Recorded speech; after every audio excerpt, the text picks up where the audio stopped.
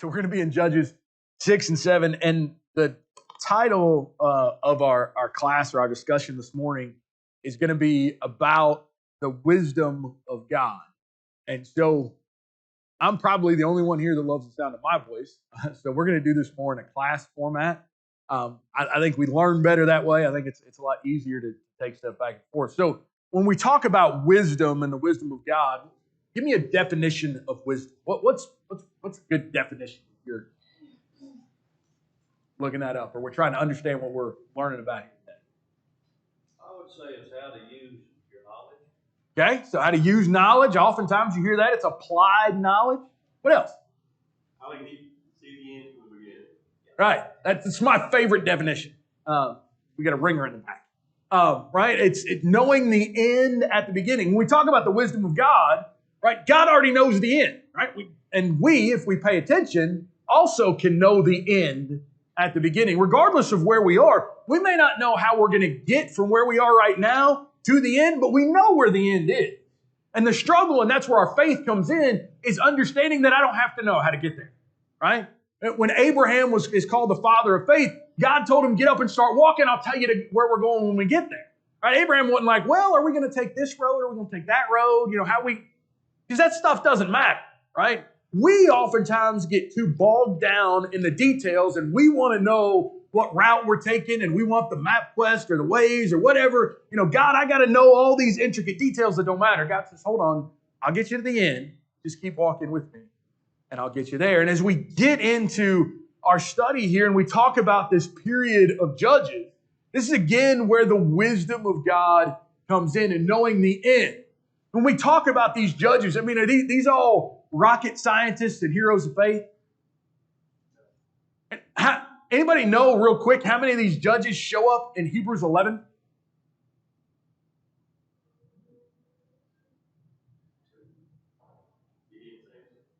Right, we got 2. And tell me how great those guys are, right? Samson, he's one. I struggle with the fact of his faithfulness at all. It seems like most of the things he did was self-serving and full of vengeance, more so than his righteousness about God. And we find out Gideon, that we're going to talk about for our class period today, Gideon was, scared as a cat on a hot tin roof, right? He struggled through all of this. And yet, throughout all of these judges, and we go through this cycle. So somebody quickly tell me what the judges cycle looks like. What's this quick cycle that we know about from your previous study of Judges? Sin and depression, crying out for deliverance, and a moment of peace, and that cycle. And then it goes again, right? And what happens from the beginning of Judges to the end of Judges with that cycle? It's worse, right? Progressively, right? It just keeps getting worse and worse and worse. So, they act a fool and then, somebody comes in and whoops them and then they call out God, woe is me, woe is me. And then he sends a judge. And the first couple are halfway decent, but then we get guys like Samson at the end that, he just kind of shows up and he's strong and he's big, but he's not really leading them back to any sort of faithfulness. So we've got, this cycle that goes down. And where does all of this judges cycle and the people's ideology and their kind of, looseness toward God, where do we see that begin chronologically?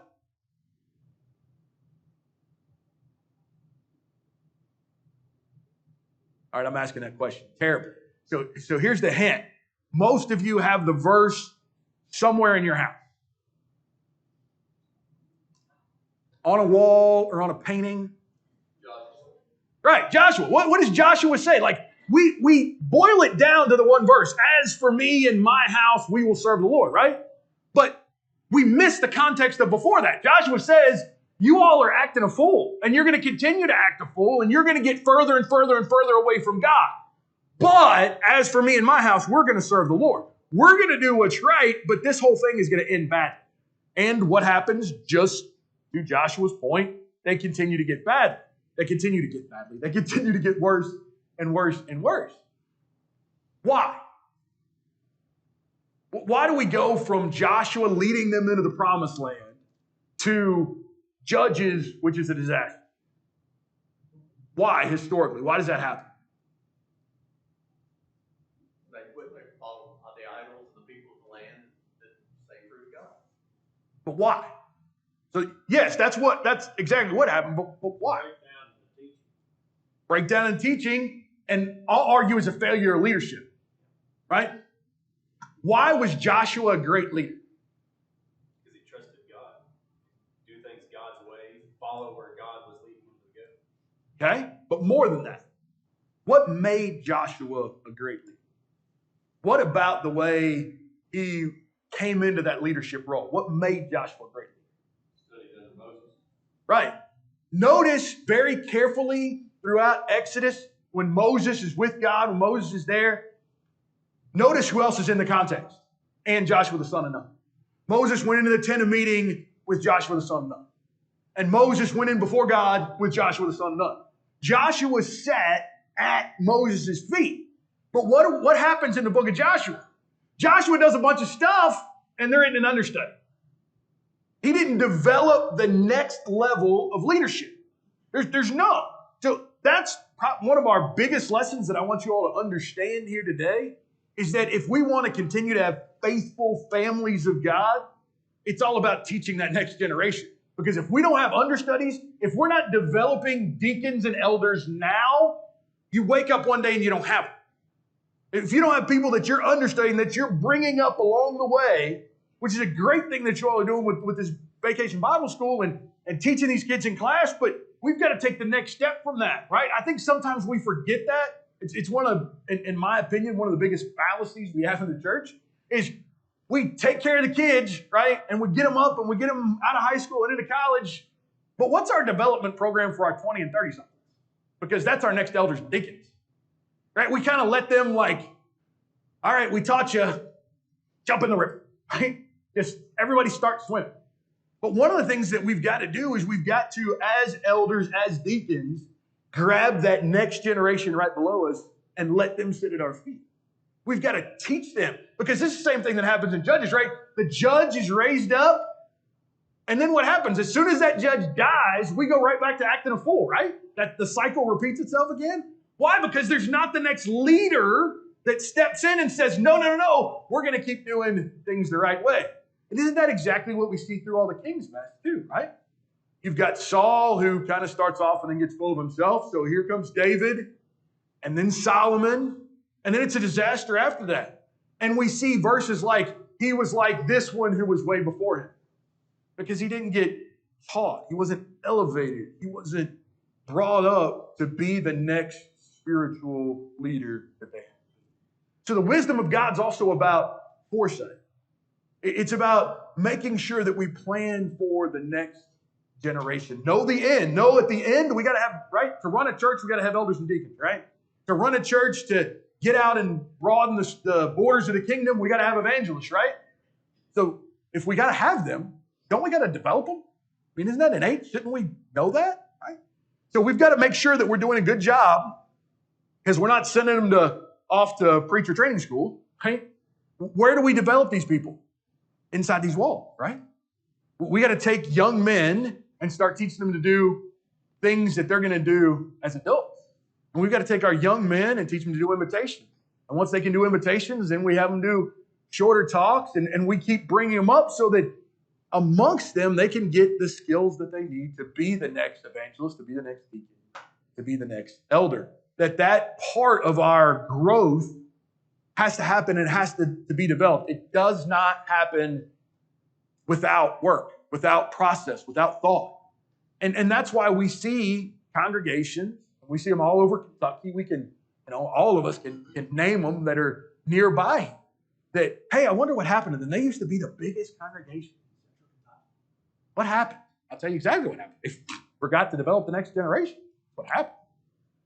And so as things, begin to trail off, we've got to understand that's the most important thing we can do is continue to develop the next generation. So how do we take those ideas and what do we learn from here, from our friend Gideon? So the Midianite oppression, they call out, they're oppressed by the Midianites, and the Midianites come in, and what's the Midianites' big oppression? What are the Midianites doing?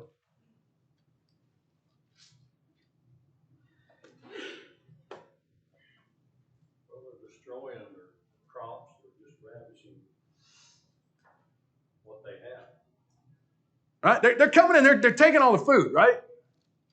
So in farming, and I'm not a farmer, I'm obviously a city guy. Don't know my way around a farm. But here's what I understand from basic farming, is that you got to do a lot of work to get to the food part, right? You got to plow and you got to till and then you got to plant and you got to water and you got to keep the weeds out. You do a lot of stuff until you get to the food part. So what were the Midianites doing? They said, you know what? We don't really want to do all that work. We'll let you all do all the work and we'll just come get the food at the end. Now, how demoralizing is that if you're Joe Farmer and you've planted all these crops and you've weeded them and you've watered them and you've fertilized them and then they're gone. So all the work you've been doing for months and months and months is all just gone.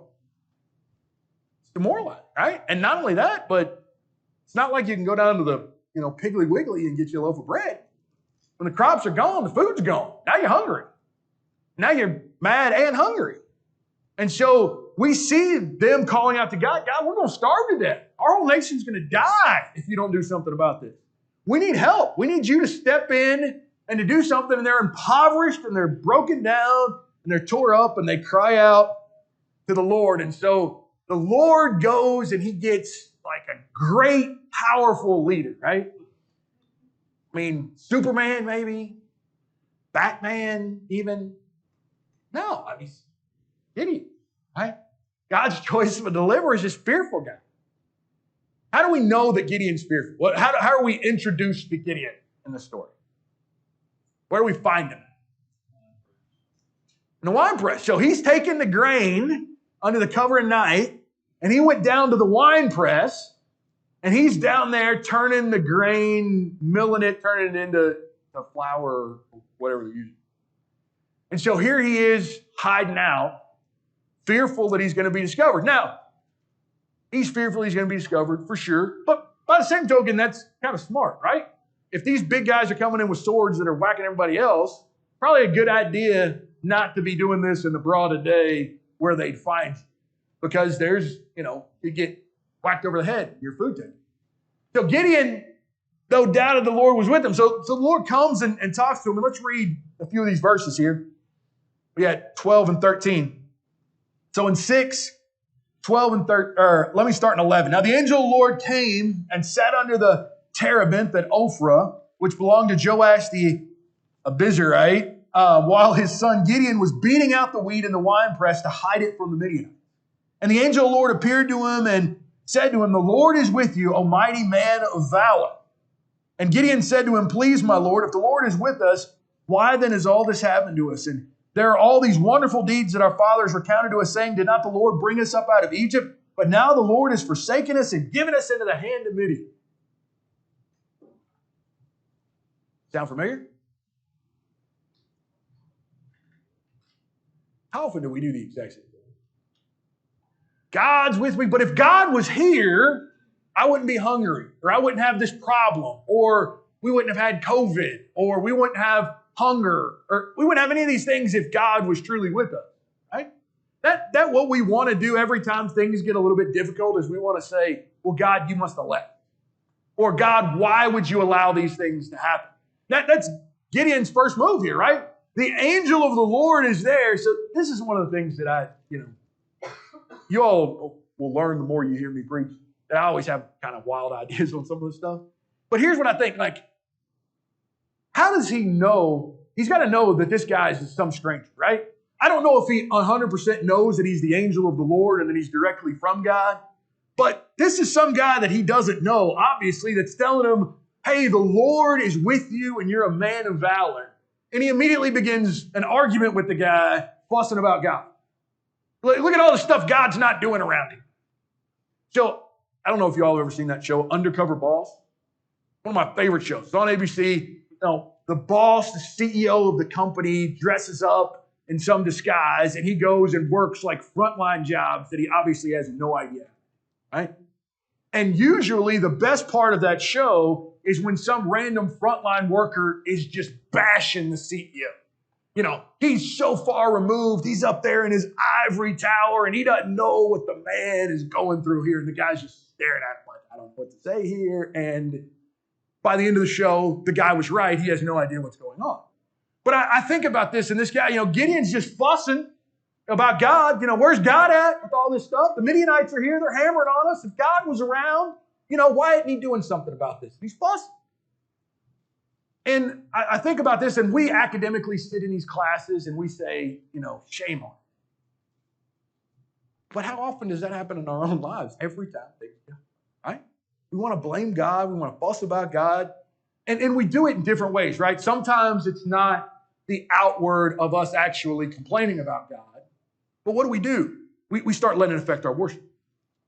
Things are tough, so, maybe I'm not going to go to church Sunday night or Wednesday night. Or I'm not going to do what I should in Bible study. Or maybe we start pulling ourselves back spiritually and separating ourselves from God because things are hard, because that's obviously the right thing to do because God's not doing anything about this. So I'm going to take my toys and go home, or I'm going to take my worship and withdraw back into myself, right?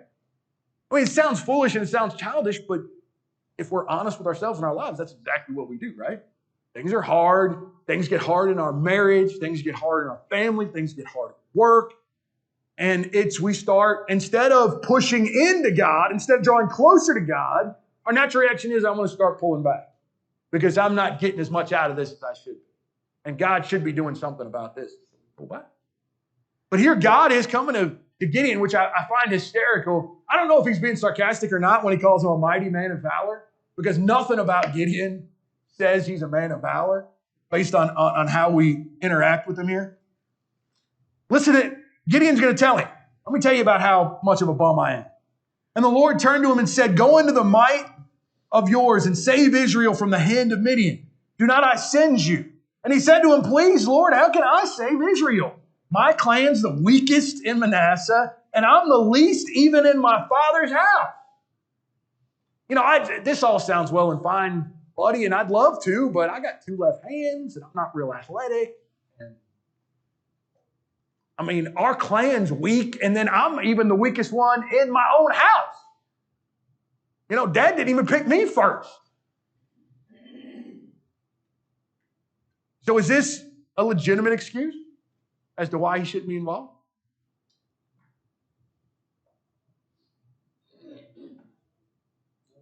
No? Right? Now, if you're God and you're drafting and you're going to get the best, mightiest man of valor, does this sound like a likely candidate? This boy don't even believe in himself. See, this is what we've got to understand about God. And one of the things that makes our faith so incredible is that God sees in us what we don't see. That God knows we're better than what we even think we are. He knows what our potential is, knows what he can make us and mold us and craft us into. Yes, we struggle sometimes in our faith because we know how bad we really are. We don't let most other people know how bad we are. We want to keep that bottled up and we want to keep that a secret, but we know that we can be terrible people. We know we can be petty. We know we can be, fussy about stuff. We know we can make mistakes. We can be brash. We know all of our own shortcomings, and we work really hard to hide those from everybody else so everybody thinks that we're perfect. But we really know when you take that hard look in the mirror, and I think that's why some of us struggle to be involved, as we talked about earlier, in leadership, right? Well, I can't be a deacon. I got road rages. I should help other people, right? I can't help somebody else with something because I got my own problems. How could I ever be an elder? I don't make good decisions all the time. I got to make decisions for the whole church. And there's stuff that happens, and that just can't be me because I know how weak I am. And I know how many mistakes I make, so I can't move into that role. And we blame it on our own weakness, and we blame it on our own insecurity, and we blame it on our own frailty. But what God says is, I don't need that, right? I don't care where you're at. I care where you're going. Right? What's wisdom? Knowing the end at the beginning. Don't care where we start. Let's figure out where we're going. And so God has this pattern of grabbing these people that nobody else wants, right? What about these disciples that Jesus runs into in the New Testament? These all rocket scientists? Were they all captains of industry? Were they leaders anywhere? They're a bunch of fishermen, right? A bunch of average Joes is what you have. And what is he? He takes them and he molds them into what they could be. Was it easy for Jesus to mold them into what they ultimately became? No. You've got the master teacher and he struggles with them. Remember John 13? Right before Jesus is washing their feet, what are they arguing about? Who's the greatest in the kingdom? They still think it's a physical kingdom. Peter's in the garden drawing a sword because he thinks they're going back to put Jesus on David's throne. Right? I mean, they are completely misguided. They've been with Jesus for 3.5 years and still don't even get the nature of the kingdom. Even after all the parables that he's just been teaching them for the last year. Right? So even the master teachers struggled to develop them. Did they ultimately get it? Yeah. Were they ultimately great when we see them? Is the guy that writes 1st and 2nd Peter a whole lot better than the guy we meet in Matthew? Absolutely. Even though he denied Jesus 3 times, you know, if you struggle with Peter, read 1st and 2nd Peter. See where he got. That's what Jesus saw in him, was the guy that wrote that stuff. He knew that's what he could become. And God sees in Gideon a deliverer from the fearful. Now, why does it make sense to take a scared guy from the smallest clan who's the weakest in his household and make him a deliverer? Somebody make that make sense. Humility? I think God shows over and over again the weakest members his ability to be trusted. Okay? So let's say we rolled out, use a good basketball, that UK rolled out a team next year that was a bunch of 5'2" white guys from Payton. And they won the NCAA tournament. Right? What would we say? That must have been one great coach, right? Must have coached them boys up because nobody else wanted them. Right? He took a bunch of kids from Paint Lick that nobody else recruited, a bunch of 1-stars, and won the NCAA tournament. That was a great coaching job, right? So if you take somebody that's the lowest of their clan, it's not about how great that guy was, right? How often do we look at teams and they've got 1-star player, and it's like, well, you know, they were a great team. No, they weren't. They just had LeBron James. I mean, that's why they won a bunch. It wasn't because of everything else, but if you take somebody that doesn't have the talent per se, or at least doesn't show the talent up front, then it's who's behind him. It's not about how great Gideon is. Really, it's about how great God is and what God can do with Gideon. And if God can do great things with a guy like Gideon or a guy like Samson, what can he do with an old boy like me that cares a little bit, that has a little bit of confidence? What can he do with us? Gideon lacked faith. And he needed some reassurance, didn't he? What's Gideon keep asking for? You know, he says, look, I'm going to take you and we're going to leave. And Gideon's like, well, about that. How do I know that any of this is real? So what's Gideon asked for? Show me a sign. Give me a sign. So what's God do? And Gideon jumps on board. About that, I mean, that first one, there was some bad light and maybe some others. I mean, think about it. Think about this. You ask for a sign, God delivers a sign, and you're like, maybe that was sleight of hand. Right? It's incredible. So, listen, this is why I can't be God. All right? Because I'm smacking him on the head and I'm going to the next farm. All right? Look, I gave you what you asked for. This is what happened. I'm moving on. God, in his patience, God gives you another sign. This time, Gideon jumps on board, right? Wholeheartedly. I mean, he just grabs his sword and runs out the door, right? Still reluctant, right? So you got an angel talking to you. I don't know what the angel looks like, but obviously he's not, your cousin from 2 farms over. You got him talking to you, telling you these things. You got a couple of signs, and yet you're still not wholly convinced of this endeavor. I think it says a lot about where Gideon's faith is at this point in time. Gideon, verses 25 through 27, he stays fearful, right? So what's he do? He goes and he's going to start this process. And the first process is we're going to tear down the Tower of Baal. So he goes in the middle of the night under cover of night. And we're going to take this thing down. This is going to be the start of the revolution. It's going to be the start of restoring. And first thing we got to do is we got to get rid of the other gods. So Gideon successfully takes down the Tower of Baal, and that's where he builds confidence, right? And so now he's 100% all in, right? No? What's he still need? He's at least 2 more, right? So now we're up to like 4 or 5, right? I mean, I don't know what the magic number is for Gideon of how many times God has to follow through on what he said before he finally gives in and fully commits. And I'm fussing at Gideon, but how many more signs you and I need? I mean, Gideon's getting them in real time. But, I mean, we got a couple of thousand pages. We got a couple of thousand pages of eyewitness accounts that said, yes, every time God said he was going to do something, he did it. We've got hundreds of prophecies that were written by a multitude of different people that is mathematically impossible for all to come correct, that came exactly as they were written. And yet, from time to time, you and I wonder if God can take care of a problem.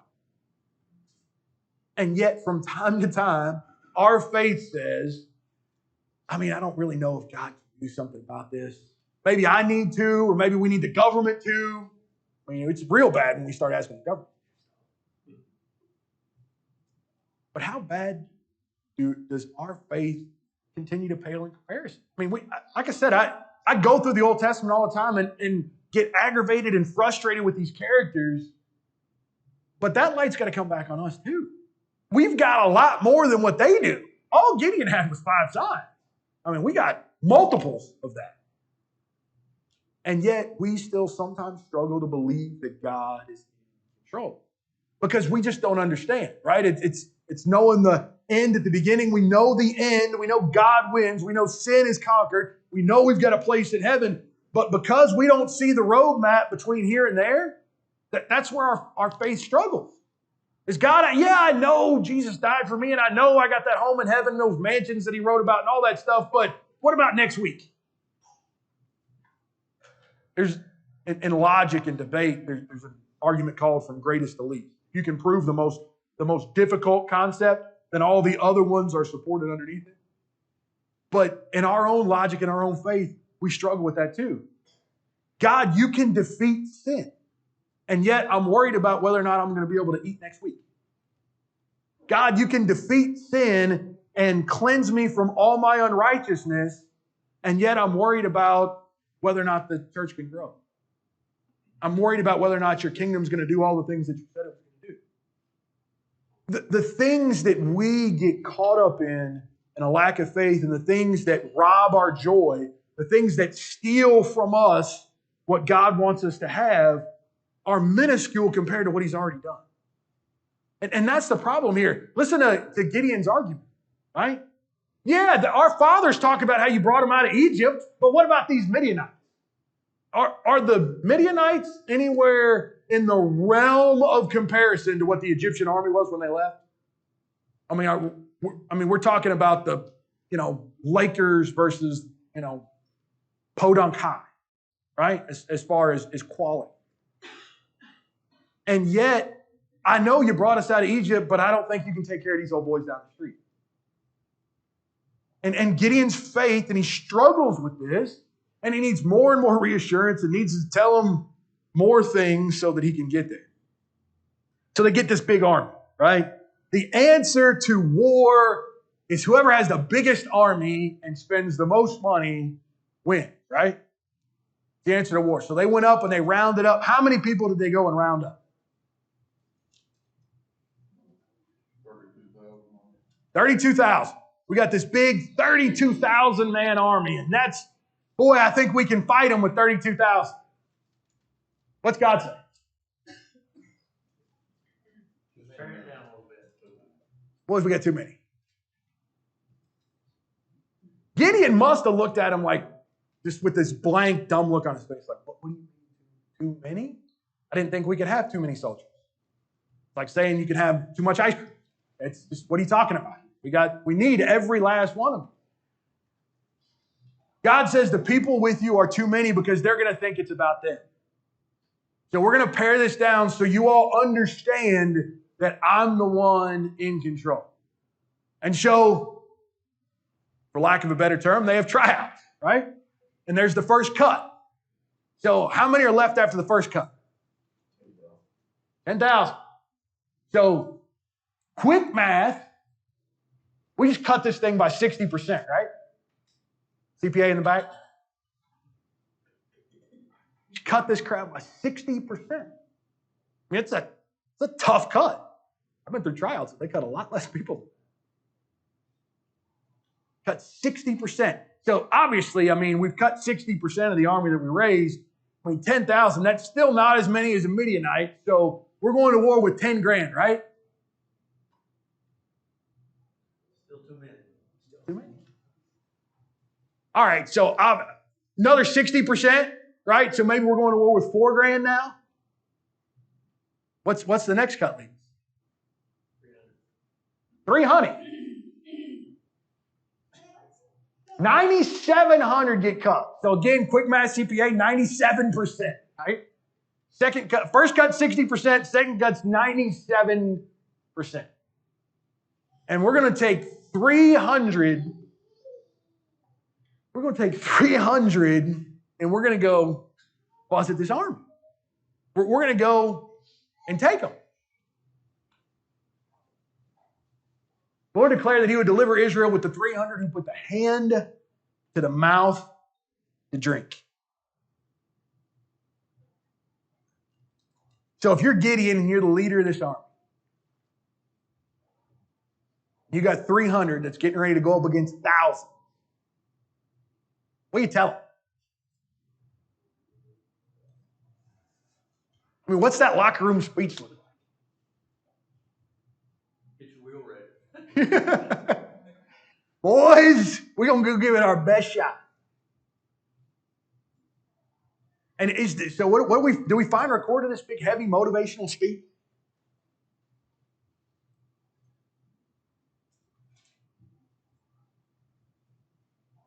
Anybody?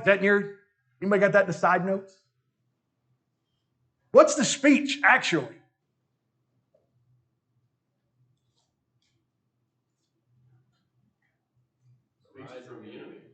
Correct. Instead of, like I've been in a lot of locker rooms in my life. So, normally the coach, we're down by a bunch at halftime. Coach starts throwing stuff around and getting us riled up and all that. Instead, Gideon goes to the middle of camp and says, shh. And they listen to the other army of thousands beating on their chest and hooting and hollering into the night.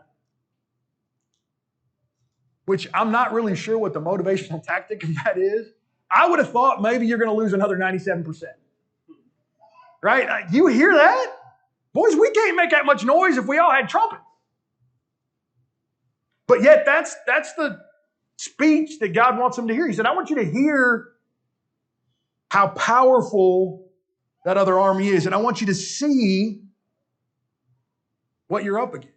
And I want you to understand that that's nothing. Because just as Joshua and Caleb went into the land, remember when they came in and spied out? The rest of the spies came back and said what? They gave them the scouting report. What'd they say? They're bigger than us. They're faster than us. They got better equipment. I mean, these boys can play and we can't. And what was Joshua and Caleb's response to that? What was their battle plan? We can do that. Boys, we got God still, right? Don't we still have him on our team? Pretty sure he's worth at least all of them. Right? And so the faith is that it doesn't matter how loud your enemies are, we still have God. Doesn't matter. I mean, let them hoot and holler. God divides them up, chops them up again. And so they're not even going to go at them with all 300, are they? We got 3 companies of 100. And each man got a high-tech machine gun, right? I mean, at least a blowtorch or a cannon or something. Quiver full of arrows. What do you give them? A trumpet? An empty pitcher? And torches. Now again, I'm not a military strategist, but I'm pretty sure one sword is better than a trumpet, an empty pitcher, and a torch. And yet that's what he sends them in with. He sends them in with a trumpet, empty pitchers, and torches inside the pitchers. I'm still trying to figure out how Gideon's on board with this. I mean, he'd seen these 5 signs. He's been reluctant the whole time. And he's got to tell the men, boys, we're going to get some empty pitchers, some torches, and everybody get a good trumpet. We're going to go get them. And they're all in. All 300 walk into the camp. Now, I don't know what they thought was going to happen with these torches and trumpets and whatnot. I have no idea what they thought in their own mind was going to happen. Or if they simply had faith and said, I don't know, God said we're going to win, so we're just going to show up and do whatever he said. Right? I think that's how the Lakers play offense. We're just going to give the ball to LeBron and we're going to spread out. We don't really know how we're going to win this game, but we're going to stay out of the way. They surrounded the camp of the Midianites at night.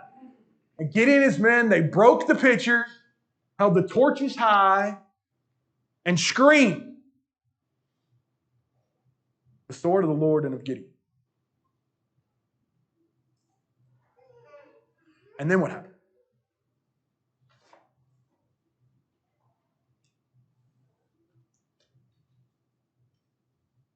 The army was sure that the 300 were 300,000. And it's in the middle of the night, and they couldn't see. I don't know if y'all had much experience camping, but when you're camping, if there's a light outside, it gets darker where you are. All right, if you have a fire up out here, the way your eyes are adjusting, you can see there, but it's darker where you are. And so with the light surrounding them, it was darker in where they are, and they started attacking each other. And the Midianite army ended up killing themselves while the army of God, of Gideon, essentially stood outside and watched.